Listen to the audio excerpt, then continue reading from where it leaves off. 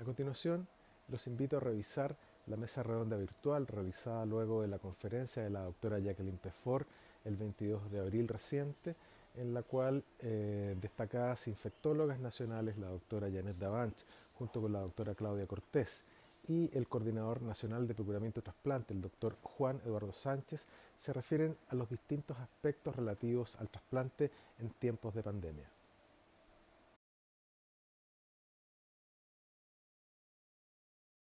Eh, yo quiero partir preguntándole a la doctora Cortés. Doctora Cortés, Hola, buenas noches. hola, ¿qué tal? ¿Cómo está? Eh, eh, yo entiendo que ustedes han tenido una experiencia importante en manejo de pacientes con COVID positivo. Yo no sé si nos pudiera contar la experiencia y en qué se cruza esto con los trasplantes, doctora Cortés. Muchas gracias por la invitación. Primero que nada, yo les cuento, yo soy infectóloga académica de la Facultad de Medicina de la Universidad de Chile y trabajo en la Hospital San Borja Herrera, pero también trabajo en la Clínica Santa María, que es donde nos ha tocado ver hasta el momento 68 pacientes con COVID hospitalizados, esos son solo los hospitalizados. La verdad es que nuestra casuística replica muy bien lo que hemos visto en China o lo que se ha descrito de China, de Italia. Son pacientes que normalmente llegan a hospitalizarse y sí hemos tenido una tasa de hospitalización más alta en unidades de cuidado intensivo. Un cuarto de nuestros pacientes han requerido algún tipo de apoyo ventilatorio, ya sea con ventilación invasiva o no invasiva, que se logró modificar para que no aerosolizara tanto, así que estamos usando no invasiva. La edad promedio de nuestros 68 pacientes hospitalizados es de 45 años, así que es gente bastante joven.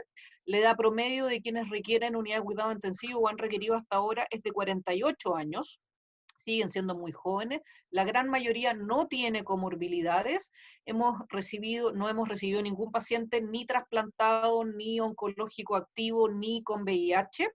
Las comorbilidades que tienen son hipertensión, un par de diabéticos insulino requirentes, muy poquito. La gran mayoría, la verdad es que son sanos, un poco de asma, y eso ha sido un poco más complejo el manejo ventilatorio. El periodo de incubación de COVID, desde que el paciente se pone en contacto y puede desarrollar síntomas, es más bien entre 2 y 14 días, siendo lo más frecuente entre 3 y 5 días. Y lo que hemos visto en prácticamente casi todos los pacientes es que ellos consultaron en el servicio de urgencia, en nuestro o en otro, se les tomó la prueba de COVID porque tenían síntomas gripales sin mucha sintomatología, fiebre por supuesto, el 80%, hay un 20% que no tiene fiebre, diarrea hemos visto frecuente, este gran reporte de pérdida de olfato y del gusto no nos ha parecido muy significativo en nuestra casuística institucional, pero esos pacientes están estables, se van a su casa, porque no ameritan ni siquiera oxígeno, se manejan habitualmente con paracetamol, los educamos muy fuertemente de que no suspendan sus terapias crónicas si es que tienen algún tipo de patología crónica, pero vuelven y reconsultan más o menos entre el séptimo, octavo, noveno día, porque esta es una enfermedad que hemos visto que tiene dos fases, es bimodal. Y en ese momento, al octavo día, vuelven por mayor disnea, una tos seca que es muy prevalente, casi el 100% yo diría de los pacientes que tienen una tos seca que les impide hablar de corrido, una disnea muy marcada. Hemos visto esta desaturación muy bien tolerada, son pacientes que no se ven tan mal, pero uno los satura y saturan 80, no están cianóticos, no tienen, y ellos no se sienten tan ahogados, por supuesto que hay otros que sí tienen mucho mayor disnea, y esos son pacientes que ingresamos y ahí discriminamos quienes requieren médico quirúrgico o una sala común, digamos, y quienes van a cuidados intensivos. Vemos que la gran mayoría tienen alteraciones del hemograma, no tan significativas, tienen una anemia, pero no muy intensa, leucopenia 3000 con linfopenia, pero es la leucopenia en general lo que llama la atención, trombopenia, pero no menos de 100.000 de plaquetas, dímero D elevados, que sí estamos tratando de buscar como un marcador pronóstico de quiénes van a andar mal y van a terminar en UCI, dímero D y ferritinas muy, muy elevadas. Y el resto de los exámenes, la verdad es que prácticamente normales. Proteína C reactiva muy baja, los que están quizás un poco elevadas, procalcitonina normal, yo diría que en prácticamente todos. Son pacientes que, por supuesto, nuestro criterio en la clínica, que hemos ido variando en el tiempo de hospitalizaciones, que tengan una neumonía en el escáner. Los escáneres son un timbre, son todos prácticamente iguales, neumonias multilobares, en vidrio esmerilado, que requieren, por supuesto, apoyo de oxígeno, que es nuestro criterio para ingresarlo. Eso desde el punto de vista clínico, pero recalcar sí entonces que el periodo de contagio, la transmisión es más breve, no es tan, o sea, puede ser hasta los 14 días, pero en general el contacto es un poquito más temprano, o la aparición de síntomas. Recordar también que esto ha ido variando y nosotros como infectólogos hemos ido teniendo que aprender en el camino que hay mucha gente que es asintomática, totalmente asintomático, se ve más en la gente más joven o en los niños, o tienen síntomas muy menores. Para algunos pacientes el único síntoma es anosmia, para los niños un poquito de coriza, pero toda esa gente con pocos síntomas sí transmite el virus. Así que las medidas de aislamiento, y en este momento lo que la Sociedad Americana de Infectología, que para nosotros es como el gran gurú, no recomienda ningún tratamiento específico, no hay ninguna droga, ningún antiviral, ninguna antiinterleuquina, ni ningún inmunomodulador que haya demostrado efectividad. Han habido muchas publicaciones, como la doctora Pefor mostró, con casuísticas muy pequeñas, y que después cuando se han hecho el análisis más frío, digamos, se han visto que no hay beneficio. Yo lo escuché en la presentación muy atentamente, el uso actual de inhibidores de proteasa que se usan en VIH está siendo fuertemente cuestionado, y particularmente en el escenario de los pacientes trasplantados, porque tienen interacciones muy potentes, esa familia de antivirales de VIH con la inmunosupresión. Así que la recomendación hoy día es que si les llega a alguno de sus pacientes ya trasplantados con un COVID que requiere hospitalización, es que se apoyen en su infectólogo, o aquí con Janet y los infectólogos estaremos todos ayudándolos si es que no tienen un infectólogo en su centro, pero habitualmente un centro que trasplanta debiera tener infectólogo. Eso es la parte clínica. Escáner, todos alterados, muy similar todos, requerimientos de oxígeno, una clínica de una tos seca, irritativa, coqueluchoidea, por así decirlo, diarrea, cefalea, mialgias. No sé, Janet, si tú, en lo que has visto tú en la clínica, bueno, contarles de estos 68, tenemos un fallecido, que fue un paciente que salió públicamente, por eso lo comento, que era sub 50 años. Hemos logrado dar de alta pacientes que hemos tenido en ventilación mecánica, en prono, bastante graves y que han logrado recuperarse, pero tenemos a su vez también pacientes hospitalizados en ventilación mecánica hace más de 3 semanas. La fase está bien descrita, en que, como yo les decía, los pacientes se agravan un poco más al 8º día, caen a ventilación al 10º, 12º, y los que van a fallecer, fallecen al 3ª o 4ª semana de unidad de cuidado intensivo. Por lo tanto, los casos que estamos viendo hoy son pacientes, los que vayan a fallecer, que corresponde a los números, varía un poco según el acceso, 1, 2, 3%, según los países y la disponibilidad de ventiladores mecánicos, van a fallecer en 3 o 4 semanas más. Yo creo que para los pacientes trasplantados o inmunosuprimidos que están en espera del trasplante, en algunos casos, lo principal es la prevención, es encerrarlos bajo 7 llaves y aislarlos del mundo, porque sus chances, estando inmunosuprimidos, no hay tratamiento efectivo en este momento, ninguno, y los pacientes inmunosuprimidos sin duda tienen mucho más riesgo. Janet, no sé si tú tenías algo que aportar, estáis sin micrófono. Doctora Avant, ahora su micrófono, es. Está abierto. Voy a partir por decir que hay muchísimas incertidumbres, como decía la doctora Pefor, muchas preguntas para las que hoy no tenemos respuesta y se está trabajando intensamente en tener respuestas. Mucha incertidumbre porque demográficamente también son países muy diferentes, y cuando decimos que no hay niños afectados es porque partió en países con demografía donde la edad es bastante alta, y lo mismo sucedió en el norte de Italia. Por lo tanto, tenemos que ver lo que pasa con los niños, recordarles que el tercer fallecido confirmado en Argentina fue un niño de 9 años, y en Chile ya hemos empezado a ver pacientes pediátricos que han requerido hospitalización. Así que yo diría que en estos 4 meses, que son 16 semanas de la epidemia, esto ha sido muy, pero muy desbordante en cuanto a incertidumbre y en cuanto a preguntas, y muy, muy limitado en cuanto a respuestas y a respuestas correctas. Por eso hay que mirar muy cuidadosamente. Con Claudia hemos estado, y con los infectólogos hemos estado discutiendo la falta de, en muchas de las publicaciones, la evaluación por pares, por lo tanto luego se van bajando publicaciones que prometían alguna esperanza. No hemos hablado del diagnóstico. El diagnóstico es tan complejo como la evaluación clínica o la sospecha clínica, que tiene este amplio repertorio de síntomas, como decía la Claudia. A mí en el hospital clínico hemos tenido un porcentaje menor de pacientes hospitalizados, pero en lo personal me ha tocado involucrarme con lo que está sucediendo en las cárceles. Son afectados principalmente personas sin comorbilidad, y ahí sí que hemos podido observar un porcentaje importante que tienen muy pocos síntomas y que están positivos, alta transmisibilidad en gendarmes, gente muy joven, alrededor de 15 pacientes hospitalizados, varios de ellos muy graves, y también lo mismo que sucede, que se está observando en internos, que son personas realmente jóvenes. Ahí no podemos decir que no hay morbilidad, porque hay mucho tabaquismo, alcoholismo y drogadicción, y también otras condiciones que los hacen tremendamente vulnerables, así que es una población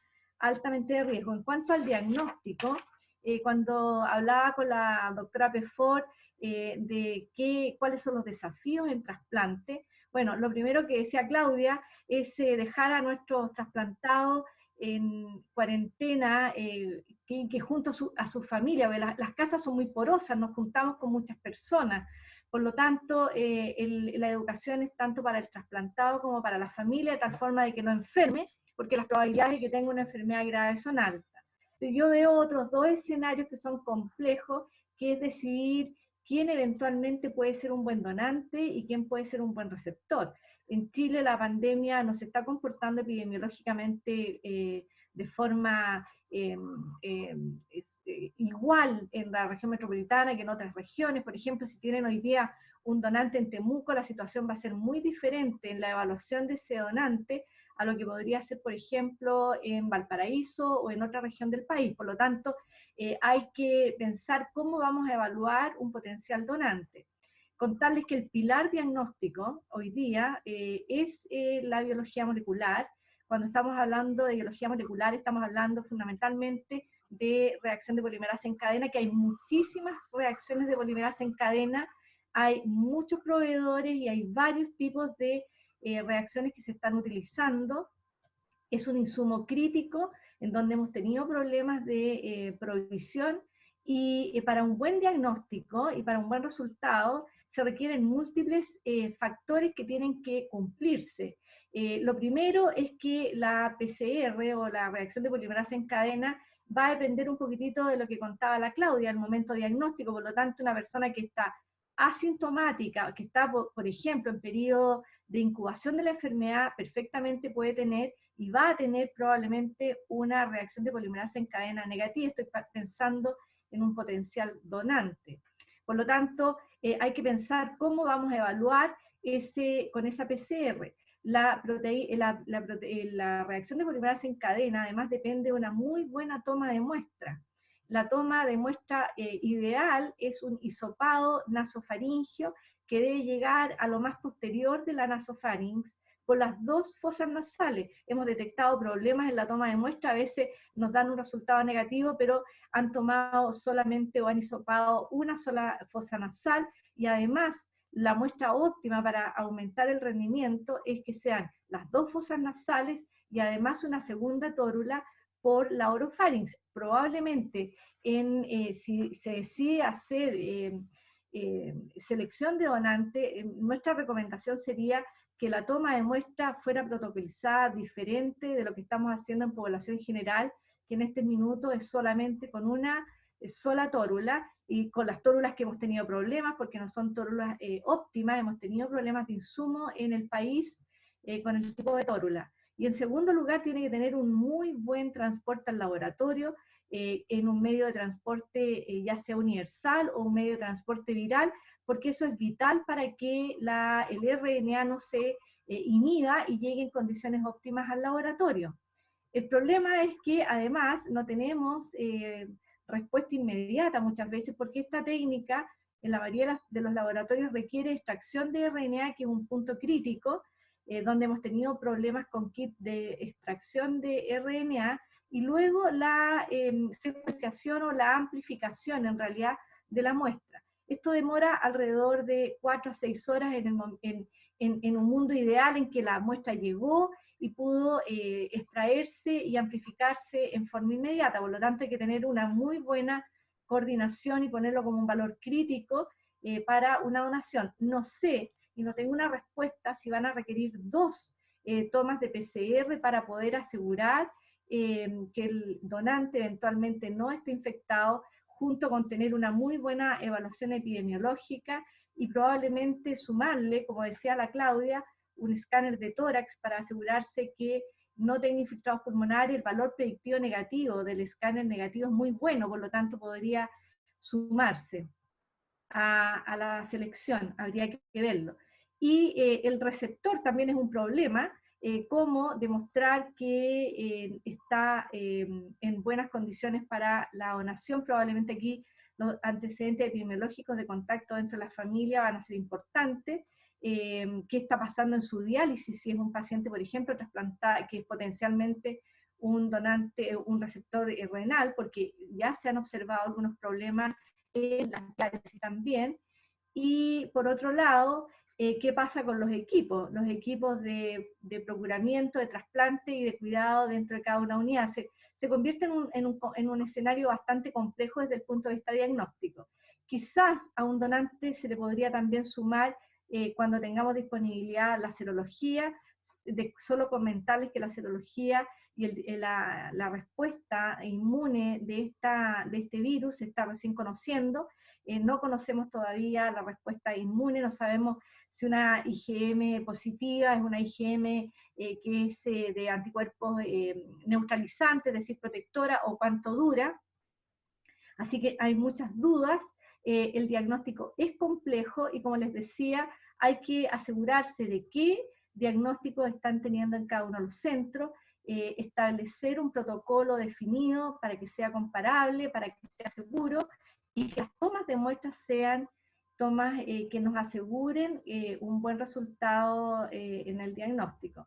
Así que por el lado del diagnóstico estamos igual que por el lado de la descripción de la enfermedad. Hoy día aparecían reportes de Guillain-Barré como manifestación clínica, de púrpura o de enfermedades con compromiso de plaquetas, así que estamos recién aprendiendo. Hay problemas también con dudas en donación de sangre, hay reporte de detección de RNA viral en sangre, por lo tanto hay muchas preguntas y muy pocas respuestas correctas. Perfecto, doctora Davanch. Quisiera dar la palabra al doctor Juan Eduardo Sánchez, coordinador nacional. Un poco ya se planteó el tema de los donantes, las probables infecciones, un poco para que abra su micrófono y nos dé un poco una breve reseña de lo que ha ocurrido en Chile con el trasplante y el purgamiento en medio de la pandemia. Doctor Sánchez. Bueno, muchas gracias.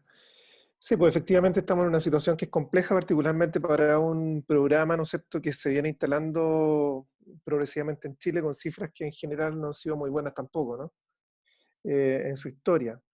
Sin perjuicio de lo anterior, el año que recién pasó fue un razonable buen año desde el punto de vista del número de donantes y del número de trasplantes. Y esa situación, por lo menos hasta el mes de febrero, venía en situación similar, digamos. Hasta el mes de febrero llevábamos 37 trasplantes, perdón, 37 donantes, digamos, y para igual periodo del año anterior llevábamos 20 donantes. Y por supuesto que el número de trasplantes también era proporcionalmente muy importante.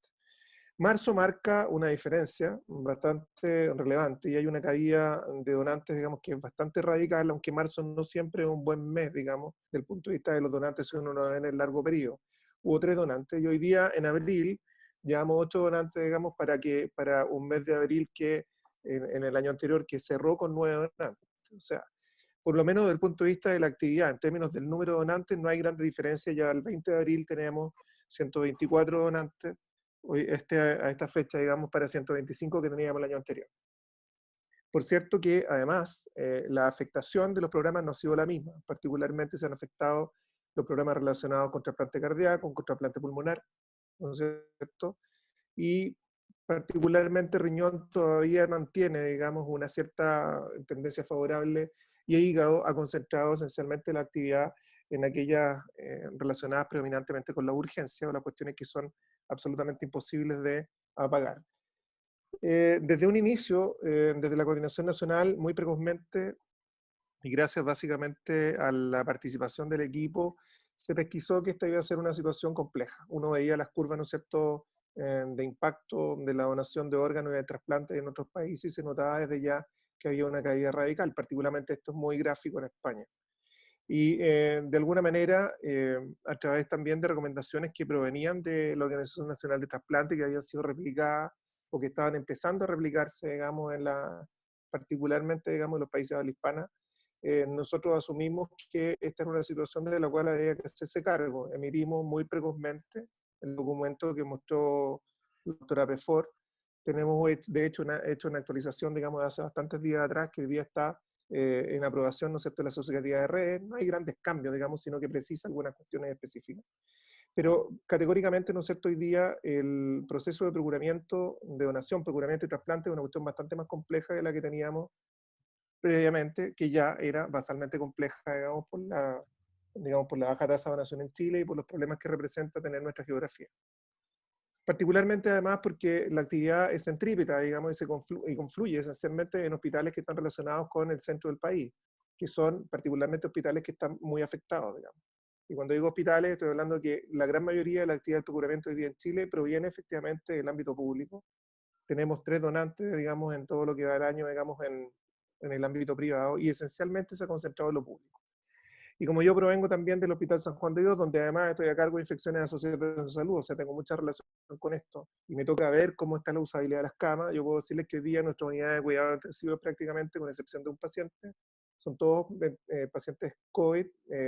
Me parece, digamos, que tenemos un COVID fuera de ventilación mecánica, y los otros 16 están en ventilación mecánica, digamos, 15 en total son COVID. Y esa situación se replica en otras unidades también del establecimiento. Por cierto que cuando emitimos este documento visoramos que esta cuestión pudiese ser así, y planteamos desde un inicio, digamos, que había una sugerencia desde la Coordinación Nacional de suspender la actividad relacionada con donante vivo, y por supuesto preservar toda aquella actividad que estuviese relacionada con emergencias que fueran irrefrenables. Particularmente con esto me refiero a insuficiencia hepática aguda, particularmente la hepatitis fulminante, algunas insuficiencias cardíacas que motivaban eventualmente trasplantar muy rápido o eventualmente trasplantes de pulmón en ese escenario, y particularmente en riñón, que prácticamente no tiene, ¿no es cierto?, una condición de urgencia. Se centró esencialmente en aquellos casos en que eventualmente hay ausencia de acceso vascular y otros muy menores. Y particularmente también en personas que requerían tejido en lo que se refería a córnea como urgencia específicamente. Debo decir que con cierta alegría también hemos tenido bastante buena respuesta en las coordinaciones locales de procuramiento. ¿Y a qué me refiero con la buena respuesta? No me refiero a que la actividad permanezca inalterada, porque eso es imposible, pero sí hay un tópico que es extremadamente relevante, que es que hoy día, a pesar de la pandemia, nosotros tenemos que tener actividad de procuramiento en pro, ¿no es cierto?, de darle respuesta a estas personas que entran en emergencia. ¿Y eso qué significa? Significa que tenemos que tener notificación, tenemos que tener pesquisa. Esos dos elementos, ¿no es cierto?, que hacen parte del proceso, no se han contenido. Nosotros, de hecho, hemos mantenido la misma indicación de preservar la actividad de notificación y pesquisa. Suponemos que se va a afectar, ¿no es cierto?, por la afectación que tiene desde ya el servicio de urgencia. Pero comprendemos, ¿no es cierto?, que cuando transformamos las notificaciones en notificaciones de pesquisa, también buscábamos que las coordinaciones locales estuviesen a cargo de ese proceso. Y hasta el momento podemos decir que en general hemos tenido preservación de la actividad, aunque es notable la cantidad de personas o de posibles y potenciales donantes que están siendo descartados a priori, ¿no es cierto?, con motivo, ¿no es cierto?, de la pandemia. Estamos haciendo un análisis también, estamos solicitando que efectivamente hagamos apreciación epidemiológica que nos permita posicionar cómo estaba ese posible donante. Y por supuesto, relacionarnos la actividad esencialmente con la actividad de emergencia en lo posible. Yo diría que esos son los pilares con los cuales nosotros estamos intentando contener, ¿no es cierto?, desde el punto de vista de las necesidades que tiene hoy día el receptor, que efectivamente podamos preservar, ¿no es cierto?, la capacidad de que esa persona acceda cuando no hay otra alternativa, ¿no es cierto?, en la espera, ¿no es cierto?, de un órgano que sea suficientemente adecuado para sus necesidades.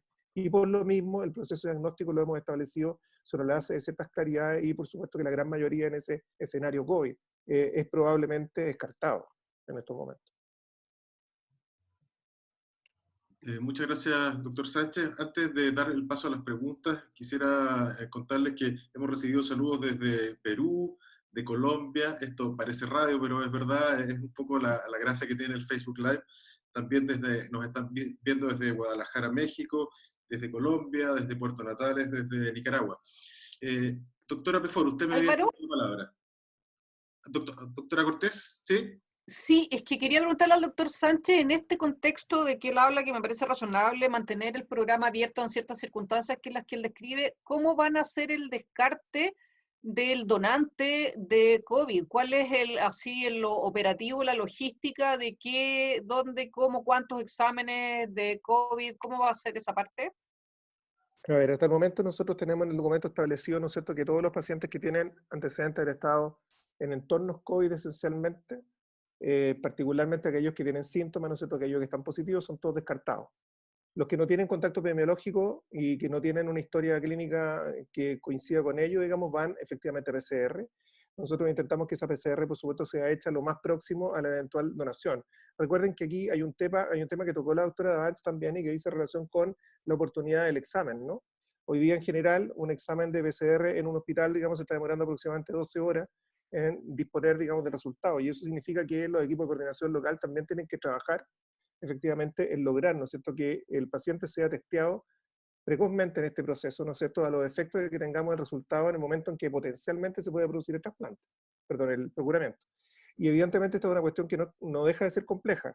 No estamos prácticamente procurando, digamos, pacientes del ámbito pulmonar, del ámbito cardiovascular tampoco, esencialmente se ha concentrado en riñón en particular y sobre todo en hígado, y probablemente lo vamos a concentrar también en tejido, específicamente en córnea, que son urgencias irrefrenables, digamos.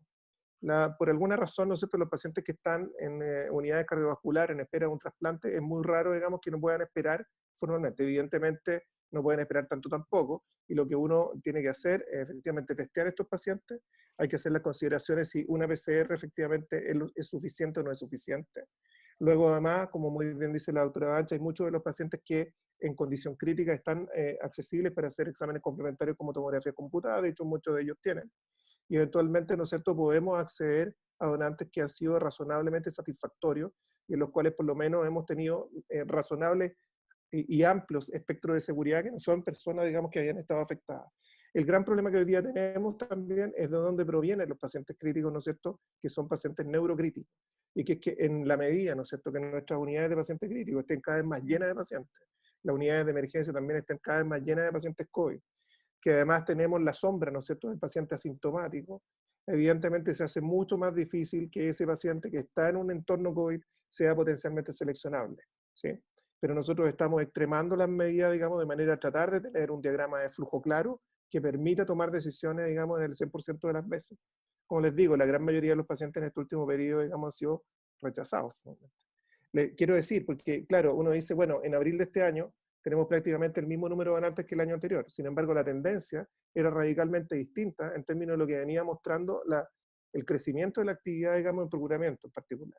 Y nosotros suponemos que hoy día estamos viendo, ¿no es cierto?, una parte de los pacientes que probablemente pudimos haber procurado en abril del año anterior. La doctora Pefor quería hacer una pregunta. Sí, mira, yo quisiera hacer una pregunta y un comentario. Así como vamos a tener que vivir en un modo coronavirus de aquí para adelante, porque yo creo que mientras no tengamos vacuna, vamos a estar entrando y saliendo de cuarentena, vamos a estar en situaciones de pandemias que van o vienen más intensas, menos intensas, los trasplantes van a moverse al vaivén de ellos.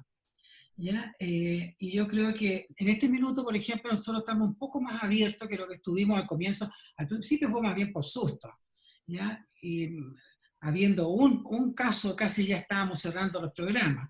Pero ahora yo creo que hay que tomarlo ya con más calma y empezar a valorar caso a caso. Y vamos a tener que fluctuar de un estado a otro estado. Eso va a ocurrir. Y vamos a tener que aprender a hacerlo de esa manera. Va a ser como las cuarentenas también. Ahora, el tema es que un receptor que va a trasplantarse, ¿es necesario que le hagamos un tag de tórax, no solamente una PCR? Nosotros acabamos de trasplantar a un señor y no le dimos, no le hicimos tag, simplemente le hicimos la PCR, porque el señor dijo que no venía, estaba encerrado en su casa y que no había salido para ningún lado. Pero son pacientes que se están dializando.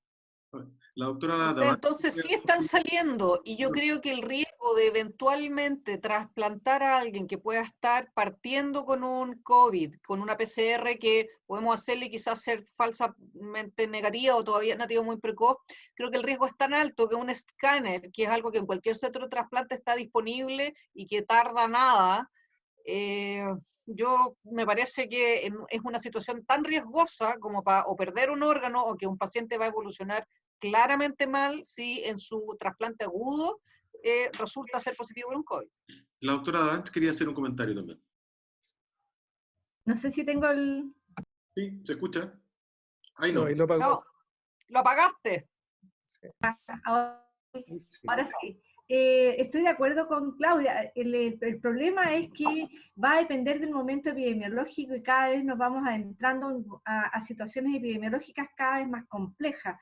Hoy día prácticamente los pacientes que estamos hospitalizando no saben que el contacto positivo que tuvieron es el primer caso en la familia, o sencillamente tuvieron contacto con alguien muy poco sintomático. Yo vuelvo a insistir, las casas son muy porosas, siempre hay alguien que sale o entra, y especialmente los pacientes que van a atención a diálisis, por ejemplo. Entonces hay porosidad y hay riesgo.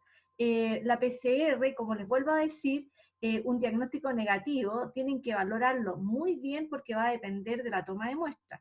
Quiero decirles que hemos insistido en forma bastante reiterada con las autoridades de que los insumos que hemos recibido para la toma de muestra no son los óptimos en cuanto al tipo de tórulas que tenemos, porque no nos aseguran estar llegando a donde necesitamos llegar, que es a las células de la nasofarinx.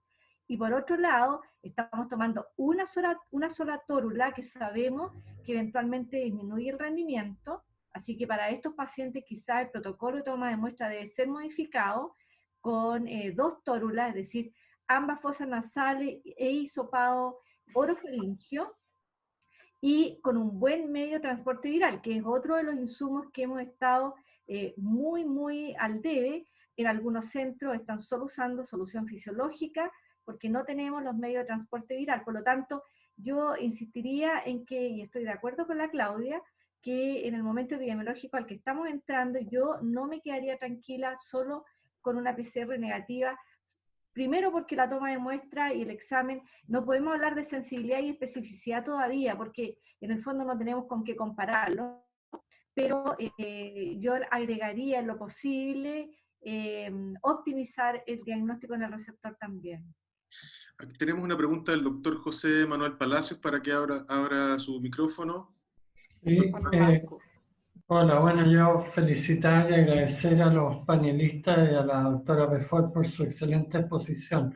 Es un comentario que quería hacérselo al doctor Sánchez, una sugerencia, que es el tema de los equipos que van a procurar, que también hay que cuidarlo. Entonces, si uno lee las recomendaciones recientes que hay en los países, es que, por ejemplo, el sistema que tenemos en este momento, que es de que junto al equipo que va a procurar el hígado, tiene que ir otro equipo que va a procurar riñón, pudiera eventualmente volverse a lo que hacía en algún minuto, que el mismo equipo que procura hígado y que esté capacitado para hacerlo, procure riñón y que esos riñones posteriormente sean trasplantados. ¿Qué ventaja tiene eso? Es de que haría innecesario que vayan 2 equipos con el riesgo de que se expongan digamos, eventualmente al contagio. Y lo otro que se está haciendo en otros lados es que si el equipo está técnicamente capacitado, por ejemplo, estoy hablando del hígado, y que se genera en un centro determinado, pero quien está en el listado, voy a poner el ejemplo, por ejemplo, en la Católica, y se genera un hígado en el San Juan, yo estoy poniendo un ejemplo, digamos, un poco doméstico, podría ser el procuramiento hepático y que el hígado sea enviado a la Católica, sin necesidad de que este equipo de allá vaya a nuestro centro. En el fondo es un poco enfocar el protocolo del ministerio protegiendo a los equipos trasplantadores. Lo otro que se ha recomendado, por ejemplo, es de que en los trasplantes propiamente tales no estén todos los del staff participando, sino que hagan una rotativa y si técnicamente es posible, haga alguno del staff con un becado, con otro cirujano, que no sea el equipo para que eventualmente no esté inmediatamente todo contaminado o potencialmente infectado. Eso. Bueno, todas las recomendaciones que el doctor comenta están relacionadas, diría yo, básicamente con el control de la exposición al riesgo, digamos, de las personas, ¿no es cierto? Evidentemente, tenemos que no solamente pensar en que el paciente o el receptor, digamos, puede enfermarse, sino que, y eso lo sabemos, ¿no es cierto?, las personas que trabajan en salud, en algunas publicaciones siguen el mismo perfil, digamos, comunitario. La persona además tiene la interpretación que se van a enfermar a partir de un paciente y en realidad muchas veces se enferman a partir de un compañero de trabajo, digamos, y no necesariamente de un paciente. Y esta es una cuestión que hay que resguardar. Y por supuesto, claro, si más encima los desplazamientos van a ser van a ser de largo aliento, digamos, van a ser además en aeronaves pequeñas, por supuesto que uno debe propender a que los equipos sean, la cantidad de personas en realidad que vaya dentro del avión sea la menor posible, de manera que no tengamos efectivamente todo un equipo además enfermo y que salgan todos, ¿no es cierto?, del proceso de procuramiento. Para eso yo creo que no hay ningún problema. Lo que tenemos que lograr en alguna oportunidad también es efectivamente que exista la confianza suficiente entre los equipos de A y B que permitan que efectivamente una extracción del órgano sea suficiente para el equipo B cuando lo hace el equipo A. Yo creo que esta es una cuestión que probablemente, claro, si lo hacemos uno a uno, cirujano con cirujano y que se conocen, probablemente lo van a aceptar, pero reconozcamos también que muchas veces esa situación a veces es una cuestión compleja. No les gusta el vehículo, no les gusta esto, no les gusta otro. Y lo otro que quiero decir es que también es importante a este respecto que se optimicen los tiempos, digamos. Hay equipos que son bastante más demorosos formalmente que otros en extracción de determinados órganos. Y particularmente lo que nosotros ya mencionamos, que desde un inicio nosotros le dimos flexibilidad al sistema para que en los propios establecimientos determinen si efectivamente tienen las condiciones, por ejemplo, para hacer la extracción o eventualmente para hacer el trasplante. Dimos esa flexibilidad desde el inicio, pensando en que efectivamente además era altamente probable que aquellos órganos que no representaban, ¿no es cierto?, una emergencia, iban a tener que esperar, digamos, en pro de que efectivamente sean aquellos pacientes que están en situación de prioridad nacional los que efectivamente accedan. Voy a decirlo, digamos, frente al riesgo, ¿no es cierto?, de morir por una falla hepática fulminante, la certeza, ¿no?, de morir por falla hepática fulminante y la probabilidad de morir por COVID, digamos, por eso que también nosotros relacionamos esto con el consentimiento informado. Las personas tienen que saber en qué sitio de la pandemia estamos y cuáles son los riesgos que tienen de entrar en un establecimiento, no solamente en términos del eventual daño que puedan recibir a partir del propio trasplante, sino que también a partir, ¿no es cierto?, de la estadía hospitalaria, como también, por cierto, ¿no es cierto?, de la terapia inmunosupresora en el futuro y de la propia exposición que tenemos todos, ¿no es cierto?, a la posibilidad de desarrollar la enfermedad. Yo tengo una pregunta acá por Facebook Live de Omar Mantilla, cirujano de trasplantes de Lima, Perú, que pregunta si alguien tiene información de cómo ha estado la actividad de trasplantes en el resto de Sudamérica y si nos podemos comparar con ellos, ¿estamos peor, mejor? Yo tengo poca información sobre eso, sin embargo, el impacto que había tenido sobre Argentina, Uruguay, era un impacto relativamente similar al que había tenido sobre nosotros, digamos.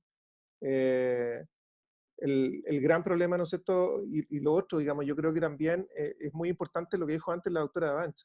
Yo creo que hay que reconocer, ¿no es cierto?, que nosotros tenemos una cierta regionalización, ¿no es cierto?, del trasplante, pero también tenemos cierta regionalización del problema del COVID. Hoy día hay sectores en Chile que son mucho más riesgosos, ¿no es cierto?, en términos de la exposición epidemiológica, a que nosotros efectivamente obtengamos un donante teóricamente dentro de ese grupo de riesgo.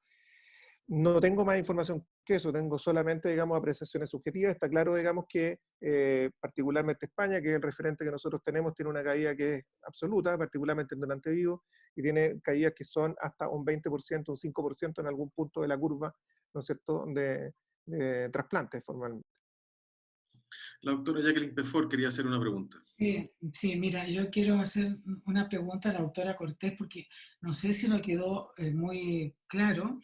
Yo entiendo que no hay ningún tratamiento demostrado hasta el minuto, pero me gustaría saber cuál es la experiencia de ella, qué tratamientos están llevando adelante con los pacientes, le están dando hidroxicloroquina, le están dando algún antiviral, están usando corticoides, están usando en alguien tocilizumab.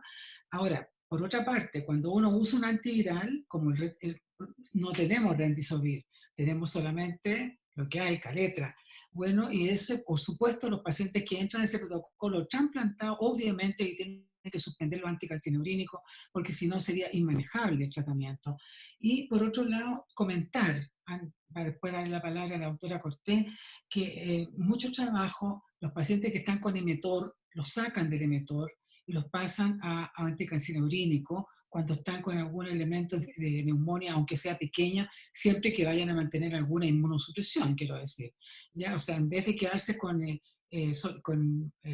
monoterapia o con biterapia en este caso, cambian el emetor a un anticarcineurínico por el riesgo de la neumonía que provoca el mismo emetor. Como también, por ejemplo, los pacientes que están con Belatacept, los sacan de Belatacept los pasan a un anticarcineurínico básicamente para permitir que los pacientes no vayan tan frecuentemente, que no es tan frecuentemente, pero tienen que ir cada 28 días a ponerse la droga. Esas son recomendaciones que entregan los americanos generalmente. Y también quisiera pedirle que comente los trasplantados de pulmón. Los trasplantados de pulmón son distintos a los otros órganos en cuanto al manejo. En ello parece ser que los corticoides sí los recomiendan. Entonces me gustaría escuchar su opinión. No es fácil contestarle, doctora, porque esto ha sido sumamente fluctuante, este es muy pendular y ha sido un péndulo que se ha movido muy rápido. Nosotros la verdad es que, yo les vuelvo a insistir, no hemos tenido ningún paciente trasplantado, ni ningún paciente ni inmunosuprimido severo de otro origen, en la experiencia, en la casuística que tenemos en la Clínica Santa María. Nosotros hasta el momento estamos utilizando efectivamente hidroxicloroquina y acitromicina, pero esta semana ya han salido los análisis de la poca utilidad y nos estamos replanteando la posibilidad de dejar de usarlo. Por todos ustedes es sabido de que hay prolongaciones del QT, que requiere un monitoreo bastante estricto de electrocardiograma, cosa que nosotros estamos haciendo. Hemos tenido que suspender hasta lo que llevamos en estas 4 semanas algún par de pacientes, no hemos tenido ningún evento mayor, pero sí hemos visto prolongaciones de QT que nos hicieron suspender los tratamientos. Eso en cuanto a hidroxicloroquina, que se vendió como esta panacea, pero cuando uno reanaliza los estudios y cuando no había más casos, por supuesto que hay más estudios en curso, parece que no es el aporte que todos pensamos. Kaletra, y hablando de inhibidores de proteasa en uso de VIH, que son los que se usan en VIH, que en eso tenemos amplia experiencia, se pensó que algunos otros inhibidores de proteasa, porque Kaletra es una droga muy, muy antigua, que vino a cambiar el curso de la enfermedad del VIH y salvó muchísimas vidas, pero hoy en día es una droga que prácticamente no se utiliza por sus altas toxicidades que son acumulativas, que si fuera por solo 5 días, que es lo que se recomendaba o recomendaría, no es relevante, pero sí tiene interacciones muy relevantes.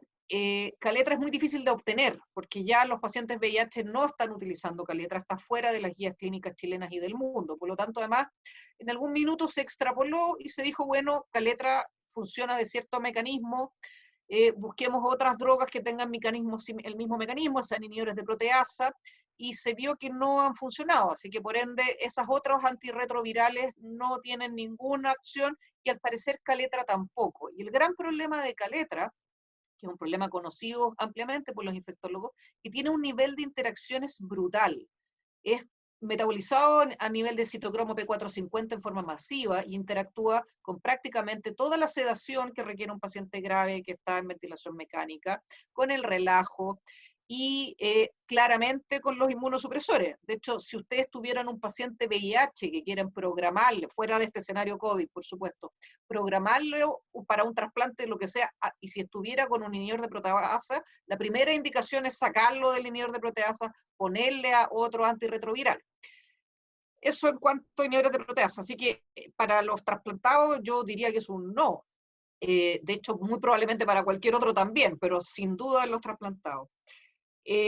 Sobre tocilizumab tenemos una experiencia muy pequeñita, lo hemos usado ante esta tormenta citoquímica en que vemos, en que todavía ni siquiera estamos midiendo interleuquina 6, se está instalando la técnica en varios centros en este momento en el país, este es un anti-interleuquina 6, pero es tan difícil hablar de una casuística que sea representativa porque han sido, no sé, 3 pacientes.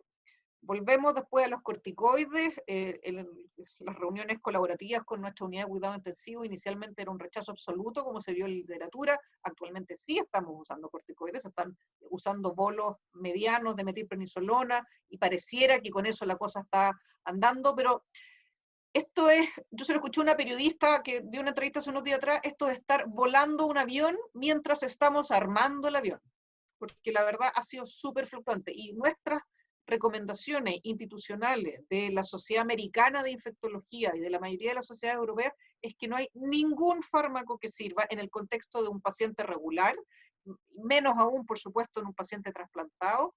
Están las guías del Hospital de Toronto, en que ellos específicas para pacientes trasplantados, en que ellos desaconsejan el uso de cualquier terapia específica. Estas son guías que salieron recién hace poquitos días, salvo en el contexto de estudios clínicos, y en general ese es el contexto para todos los otros pacientes.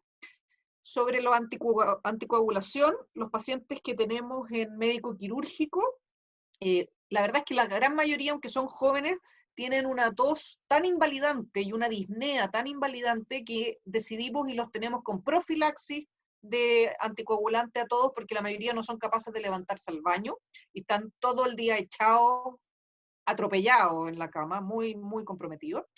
Y porque además también, por supuesto, que hemos visto, y los reportes que han leído todos, de microcoagulación, así que al menos los tenemos todos, aunque sean jóvenes y aunque en circunstancias regulares, no son pacientes que tengan indicación clara de profilaxis con heparina de bajo peso molecular.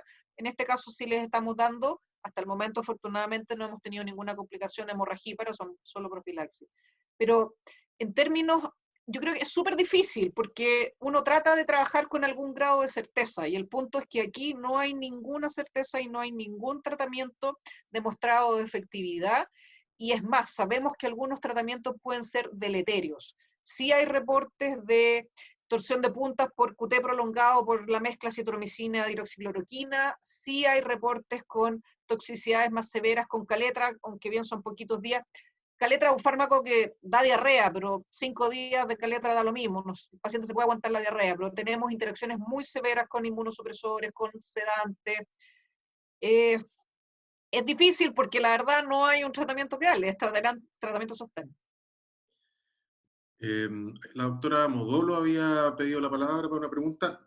Estamos llegando a cerca de las 10 de la noche. Yo les ruego pensar ya si que hay alguna pregunta más. Tenemos una pregunta más por Facebook Live.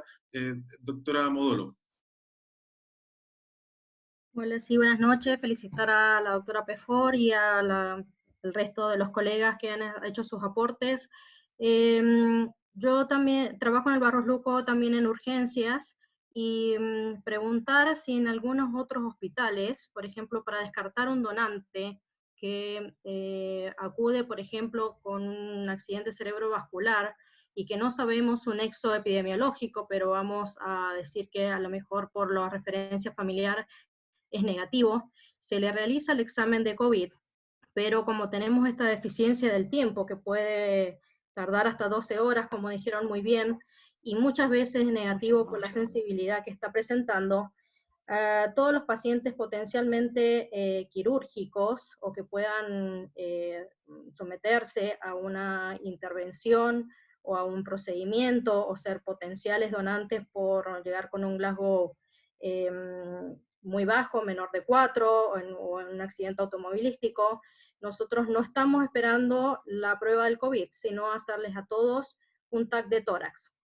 Y sin clínica compatible, pero con un TAC de tórax positivo, con virus esmerilados, lo estamos tratando todos como sospechosos, y si en el caso de que las pruebas sean negativas y es altamente sospechoso, bueno, se lo trata como positivo.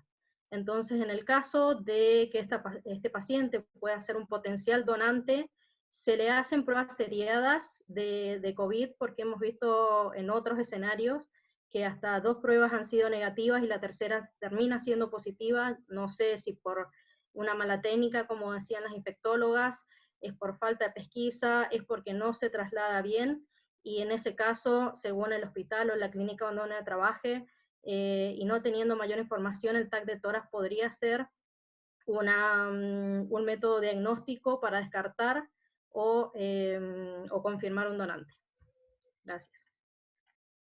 Yo no sé. A ver, sí, a ver, lo que pasa es que, como bien dijo la doctora Cortés, o sea, la doctora, perdón, Pefort, y lo ratifican, digamos, la doctora Cortés y la doctora Banch, pareciera ser que el TAC de tórax es bastante, no quiero decir premonitorio, pero tiene imágenes, ¿no es cierto?, que son bastante sugerentes, y los radiólogos se atreven, digamos, a sospechar con bastante certeza, ¿no es cierto?, que se trata de la infección máxima cuando estamos en una situación epidemiológica que lo justifica, digamos, porque también probablemente si no tuviéramos esta asociación epidemiológica tampoco lo podrían hacer tan livianamente, digamos. Pero dicho eso, está claro, ¿no es cierto?, que una prueba negativa de PCR no necesariamente implica que la persona no haya estado expuesta, digamos, ni esté desarrollando la enfermedad. Y aquí yo creo que uno tiene que hacer una asociación absoluta, ¿no es cierto?, entre ojalá, el descarte epidemiológico, que uno tiene que, conversar con las familias, conversar con las personas que nos permitan obtener antecedentes, ¿no es cierto?, es extremadamente relevante, puesto que hace parte, ¿no es cierto?, de la evaluación pretest también, ¿no? Y sabiendo, ¿no es cierto?, que la PCR tiene un mal rendimiento cuando esta es negativa y que es, digamos, bastante importante cuando es positiva, tenemos al menos una herramienta que nos permite descartar a un grupo de pacientes que categóricamente van a ser positivos, ¿sí? Luego, nos queda este segmento intermedio, ¿no es cierto?, de personas que, habiendo tenido un insulto distinto, ¿no es cierto?, que motiva la hospitalización también, porque digamos eso, ¿no es cierto?, una persona que viene por un trauma craneoencefálico no necesariamente va a tener que estar infectado, digamos, por COVID. Lo que estoy diciendo con esto es que hay que extenuar, ¿no es cierto?, la anamnesis, hay que explorar los antecedentes epidemiológicos, hay que usar las herramientas diagnósticas que tenemos de buena manera. ¿Qué duda cabe que si nosotros tomamos un examen de mala manera, ese examen va a tener siempre peor rendimiento que cuando lo hacemos de forma óptima? Estamos claros hoy día que las tórulas son rígidas, que son grandes, que no entran por la narina en algunas ocasiones, que nos obliga, digamos, a que estemos haciendo probablemente más hisopado orofaringio que otros, digamos, eventualmente.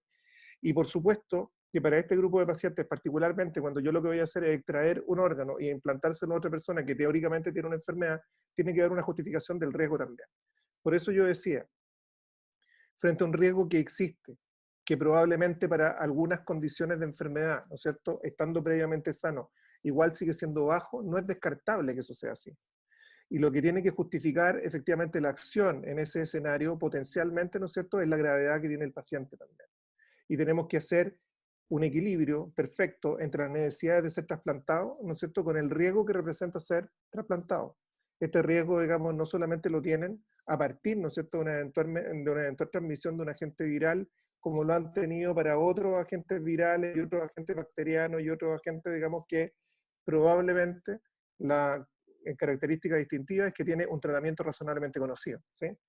Pero, por supuesto, cualquier elemento que se sume, ¿no es cierto?, a la evaluación del paciente potencial o posible donante, que permita definir quién va por esa senda y quién no va por esa senda, me parece absolutamente relevante. Sea un escáner, sea un buen análisis epidemiológico, sea a lo mejor una repetición de un examen cuando este no nos resulta satisfactorio por la razón que sea, por cierto que va a ayudar, digamos, a descartar que un paciente receptor eventualmente pueda adquirir la enfermedad por esa vía. Bueno, yo creo que ya en beneficio de la hora, vamos a dar el espacio a una última pregunta de la audiencia de Zoom. Yo no sé si alguien tiene alguna pregunta que hacer, que puede conectar su micrófono en este momento. Si no es así, esperamos a alguien. Bueno, yo creo que ya son las 10 de la noche. Yo agradezco a todos los participantes. Yo creo que ha sido una reunión bastante interesante. Estamos adaptándonos a la nueva realidad como sociedad de trasplantes, así que los invito en el futuro probablemente a una nueva reunión, que es muy probable que sea de esta misma manera. Agradecer a nuestros expositores, a la doctora Pefort, a la doctora Davanch, a la doctora Cortés, al doctor Sánchez por entregar sus puntos de vista, que sin duda me han parecido muy interesantes. Muchas gracias a todos, así que espero que haya sido de su agrado.